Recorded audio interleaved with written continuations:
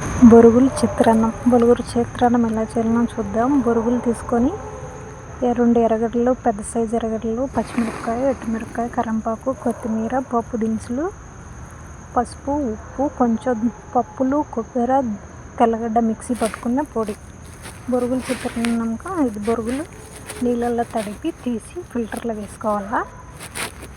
పూరి చిత్రాన్నం బొరుగులు తీసుకుని తడిపి అన్ని ఫిల్టర్లు వేసుకున్నాక ఒక పాత్ర పెట్టేసి పాత్రలో ఒక 3 టేబుల్ స్పూన్ ఆయిల్ వేసి అది హీట్ అయిన తర్వాత ఈ పప్పు దినుసులు, తరువాత గింజలు అన్నీ వేసేసి తర్వాత కట్ చేసి పెట్టుకున్న ఆనియన్స్, పచ్చిమిరపకాయలు, కరివేపాకు, ఎండుమిరపకాయ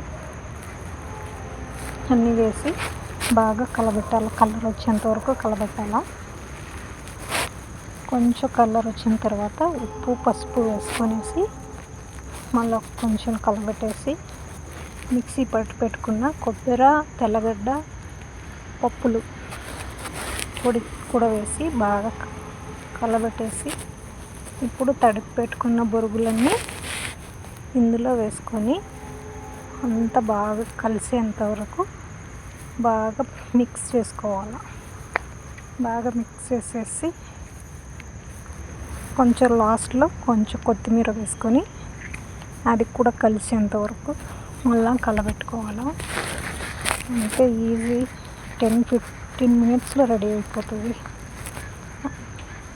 ఈ వీడియో నచ్చినట్టయితే లైక్ చేయండి. అంతే, బొరుగుల చిత్రాన్నం రెడీ.